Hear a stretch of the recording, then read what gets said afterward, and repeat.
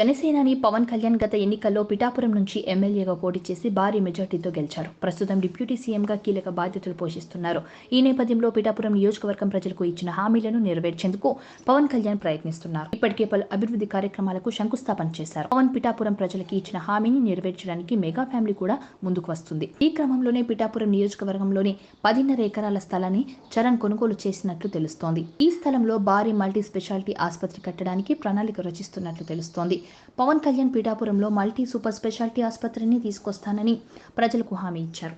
ఈ క్రమంలో పిఠాపురం నుంచి భారీ మెజార్టీతో పవన్ కళ్యాణ్ ఘన విజయం సాధించారు. ఇప్పుడు ప్రజలకిచ్చిన హామీల అమలుపై పవన్ దృష్టి సారించారు. తన బాబాయ్ హామీని నెరవేర్చేందుకు పవన్ కళ్యాణ్ ఆయన సతీమణి ఉపాసన రంగంలోకి దిగారు. ఇప్పటికే మెగా ఫ్యామిలీ తమ హృదయంలో పిఠాపురానికి ప్రత్యేక స్థానం ఉంటుందని చెప్పుకొచ్చారు. ఇందులో భాగంగా అతి త్వరలోనే పిఠాపురంలో అపోలో ఆసుపత్రి ప్రారంభం కానుంది.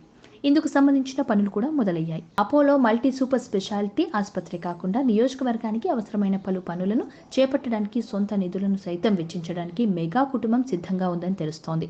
మరోవైపు ప్రభుత్వంలో పవన్ కళ్యాణ్ కీలక పాత్ర పోషిస్తున్న నేపథ్యంలో పిఠాపురం నియోజకవర్గం దేశంలోనే ఆదర్శ నియోజకవర్గంగా మారబోతోందని అక్కడి ప్రజలు భావిస్తున్నారు.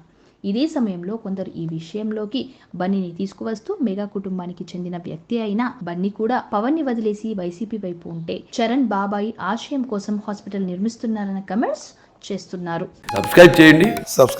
Please do subscribe to. Please like, share and subscribe to top Telugu TV. Top Telugu TV. Top Telugu TV.